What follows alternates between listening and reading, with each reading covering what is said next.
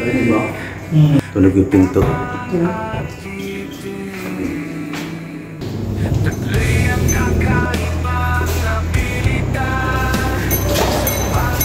Pero ng reaction yung EMF natin kanina dito, tapos doon sa dulo, bigla bumukas yung pinto. Parang may naglalakad doon.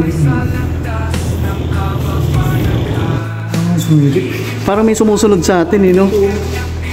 Iba na yung pakaramdam ko rito sa fourth floor. Parang alam mo yung parang dumadami sila.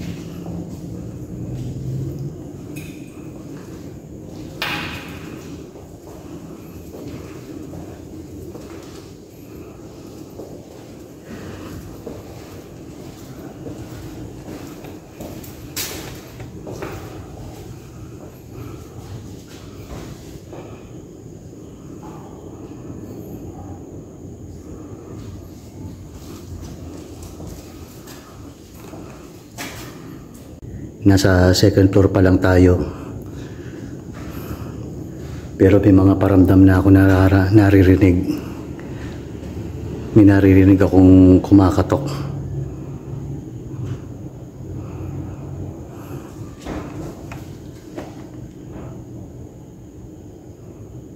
May kumakatok.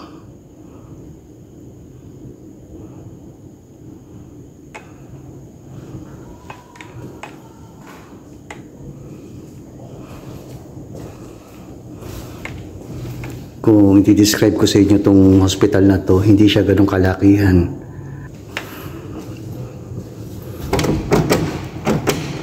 Kalak na yung mga pinto.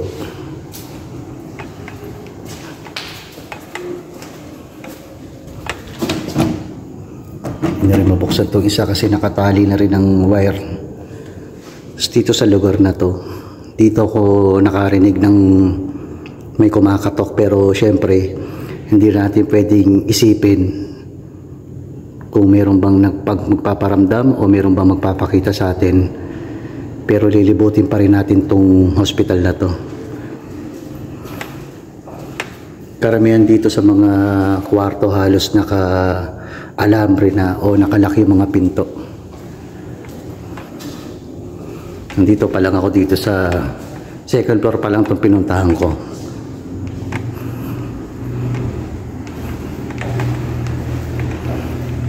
Posible rin kasi na yung ingay na narinig natin galing dito sa labas. May mga bintana na nakabukas. Tapos kung mapapansin nyo, yung labas, ano siya, daanan ng mga sasakyan. Kaya posible yung ingay na narinig ko dito sa loob ng hospital galing sa labas. Kasi palagi ko nga sinasabi na kapag yung sounds galing sa labas, pagpasok nun sa loob ng isang gusali o bahay, pwede siya mag-create ng another sounds na kakaiba.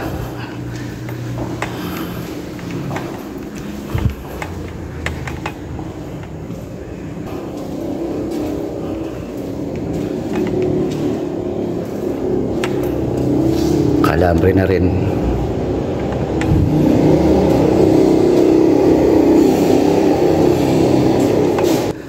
Tapos meron nga dito ng elevator. Hindi nila nakasara yung pintuan niya kasi napakadelikado kung nakabukas yan. Ito, itong part na to, ito yung... Ay, may kamay. May kamay, may bakat na kamay.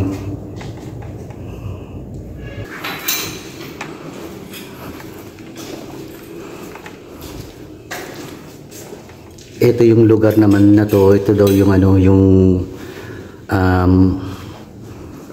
surgery room.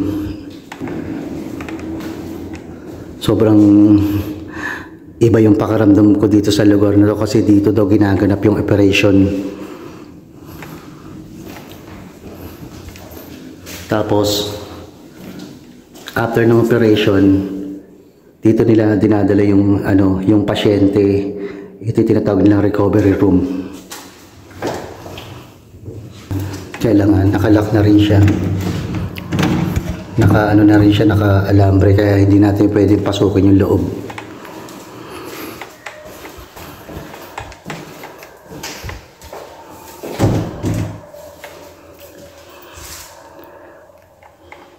Dito sa kwarto na to, nung pinasok ko, biglang nanlaki yung ulo ko.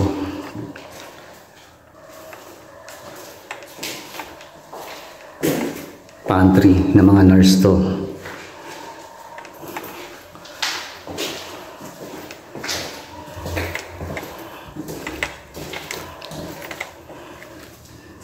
Medyo ano talaga rito sa hospital na to. Iba yung pakaramdam. Iba yung pakaramdam ko. Nakalak na rin.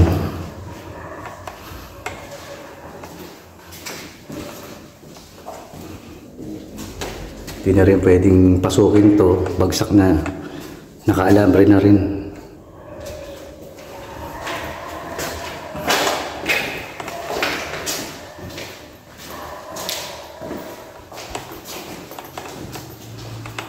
Titignan pa rin natin kung may magpapakita ba o may magpaparamdam sa atin.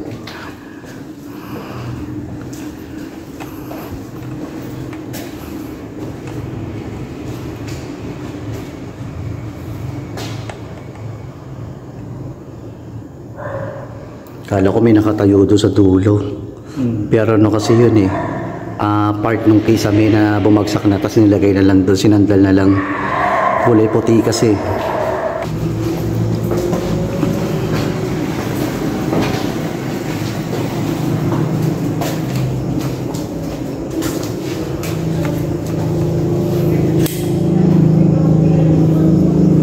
Iba.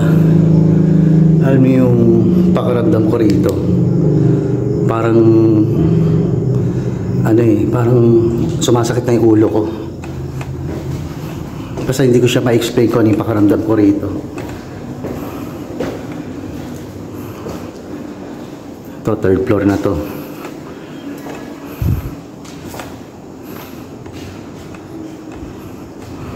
Ayun yung nurse station nila.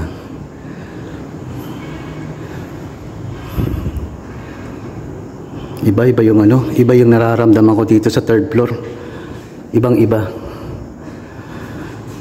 Parang ano, parang hindi ako makahinga.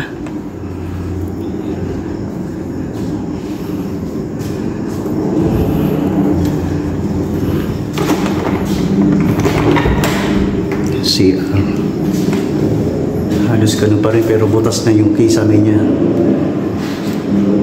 Pero dito pa rin yung ibang gamit, yung toilet, lahat. May naamoy akong malansa.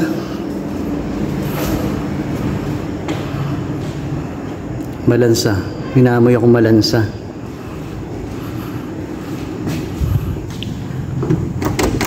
Alak na rin yung mga ibang kwarto. Yung ibang kwarto rito, mga naka-open yung mga pinto, pero halos pare-pares yung itsura ng kwarto rito.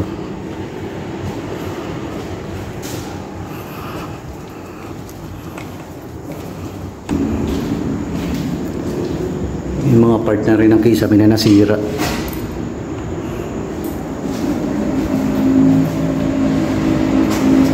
Sarado na ito, fire exit. Tigas na. Hindi na ma-open, ganun bakal. Nagkinalawang na siya.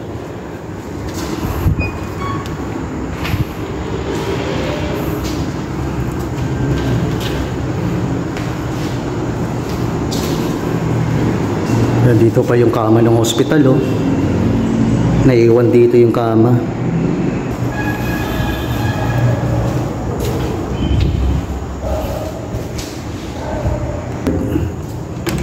Kaya lang nakalak na rin yung pinto.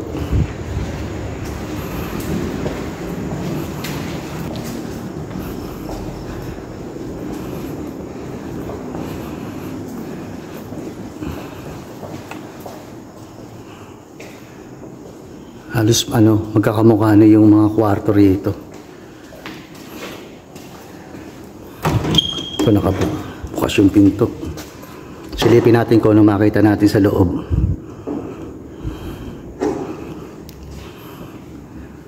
Halos ganun din. Halos magkakamukha.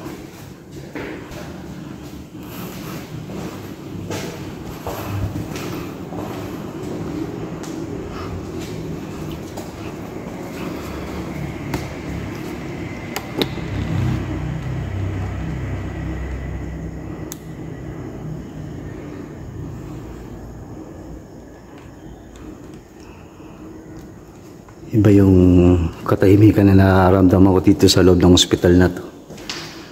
Ibang iba.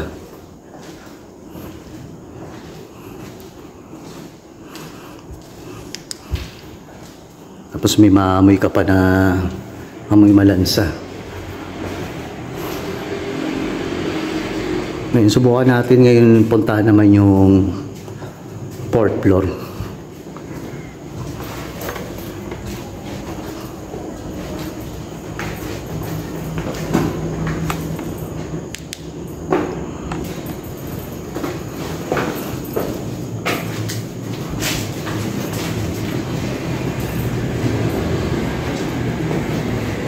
Dito naman tayo sa 4th floor.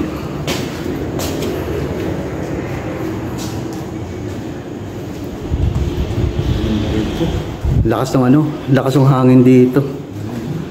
May hangin dito sa loob ng 4th floor. Umiikot. Lakas, oh. Ay, grabe, lakas ng hangin. Rooftop na.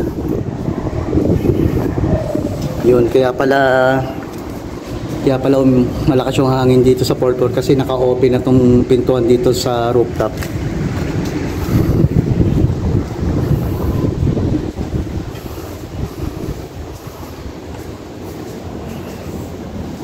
Kaya pala mahangin dito sa loob ng 4th floor kasi halos rooftop na rin, naka-open yung pintuan. Wasak na. Oh! Narinig mo yun?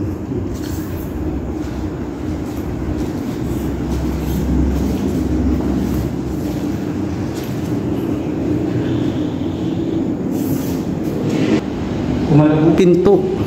Ito. Gumagalaw yung pinto.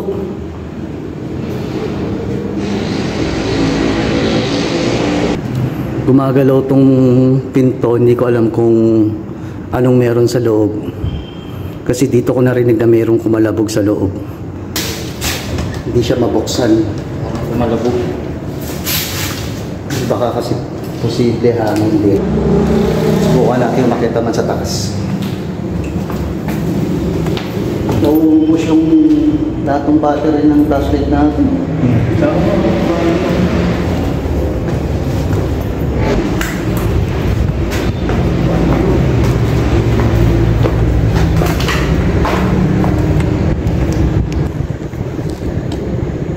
Datong na to. Ate ko ano to.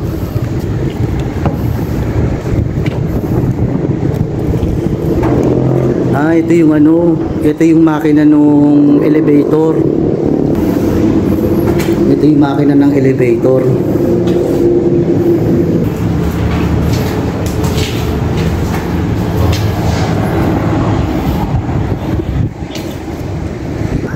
So bababa na tayo ngayon.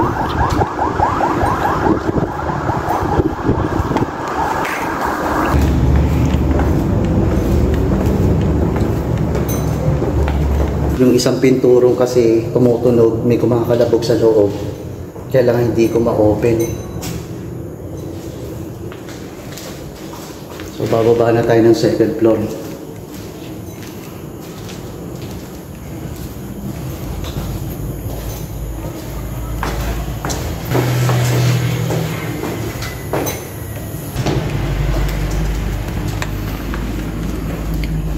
kwarto. Ano kaya to?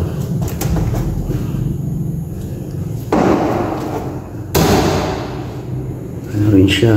Isang ring kwarto, isang room din siya. Pero halos wala na, empty na rin. Ano bang pakiramdam mo ngayon? Ha? Ganun pa rin, hindi nagbabago. So, kasi dalawa lang kaming nag-explore dito sa hospital. Medyo tamimi kami ngayon kasi nga may mga paramdam tayong naranasan. Pero syempre, hindi pa rin natin i-consider na paranormal yon. Pero kasi baka yung loob ng kwarto na yun na may tumutunog tsaka may tumutulak doon sa pinto, baka kasi bukas yung bintana sa loob. Eh, hindi kasi masilip eh, nakalak na eh. Sayang lang.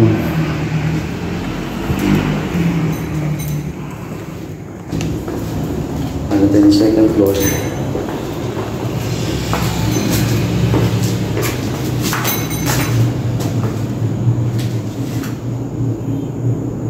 Alam niyo yung pakaramdam ko rito sa loob ng hospital, para akong nahihilo na hindi ko maintindihan. Parang ano, yung para akong nasusuka.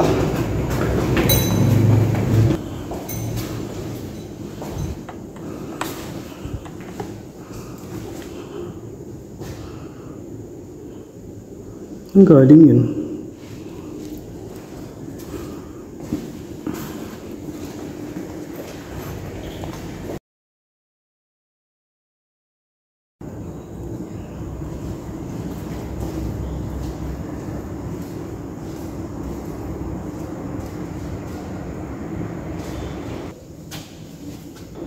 Subukan naman natin kung merong makikipag-communicate sa atin gamit ang EMF. Sabi natin kung meron ba talagang nakikitira dito sa abandoned hospital na to.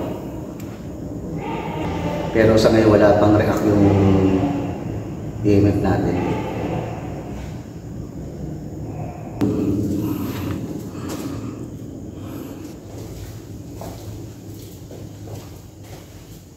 Meron ba kami kasama ngayon dito sa hospital?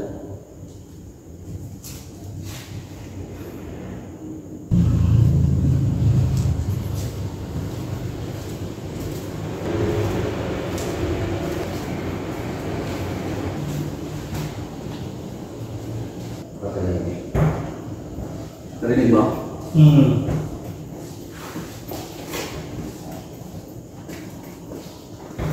Ito. Tunog yung pinto. Ito. Lalaki ulo ko. Buksan mo yung pinto. Buksan ko? Oo. Buksan niya yung pinto kung ano yung makikita natin sa loob. Ah, mayroong bintana. Hangin nga. So, mayroong bukas sa bintana. Posible hangin. Kung mapapansin mo kasi, di ba, pag yung iisip mo kagad yung takot. Sara kaya natin yung bintana. Sara natin. Ngayon, susubukan natin isara yung bintana. Kung ganun pa rin. Uy! Baka bigla magsara yung pinto. Isasara natin yung bintana kasi may pumapasok na hangin na nagpapagalaw to sa pinto. Ito kasi yung nagiging dahilan kung bakit gumagalaw yung pinto rito sa loob ng CR. Kasi kanina, akala namin meron ng paranormal na nangyayari. Yan yung sinasabi ko na hindi dapat paniwalaan agad. Dapat alamin natin. Gagamit pa rin ako ng EMF. Alamin ko, meron tayong madedetect. Nakikita kong imprint dito, simbahan, church, or chapel siya dati. Bumibitik yung EMF.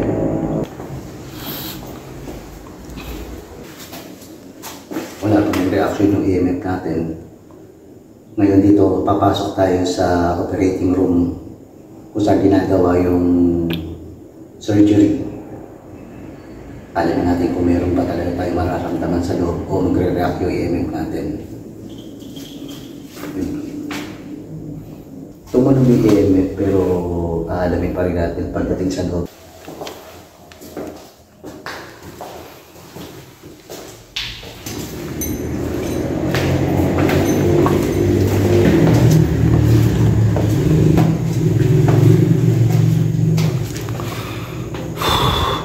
React yung event natin. Ang lakas. So, meron siya na-detect dito.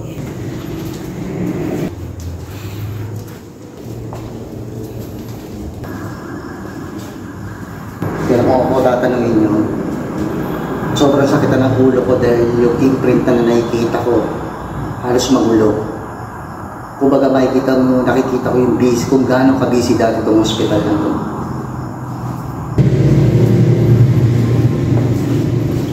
Oops.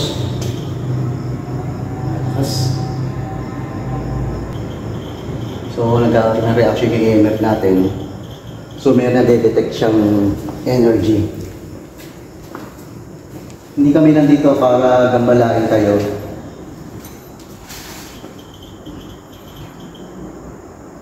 React yung EMF natin. Lakas.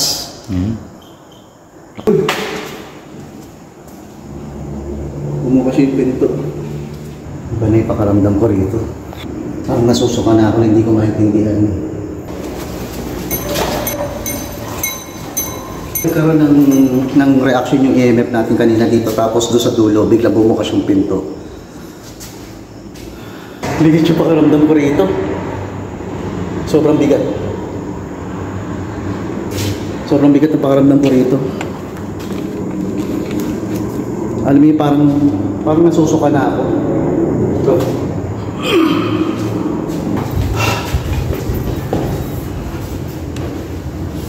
Oh. React lang ang game. Ito. React lang ang game. Parang alam mo something. React yung EMF natin.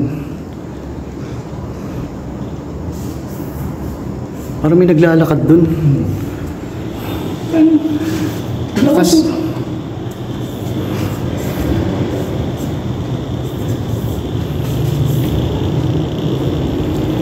Grabe, iba na yung pakaramdam ko rito sa fourth floor. Parang alam mo yung parang dumadami sila. Tara. So iba na yung pakaramdam ko rito. Teka. Anong pakaramdam mo ngayon? Parang may sumusunod sa atin, no? Parang may sumusunod. Parang may sumusunod sa akin. Alalay lang walang tatakbo Yung pakaramdam namin dito, parang sinusundan kami. Iba. Uy! Station Iba tayo. Iba yung pakaramdam dito.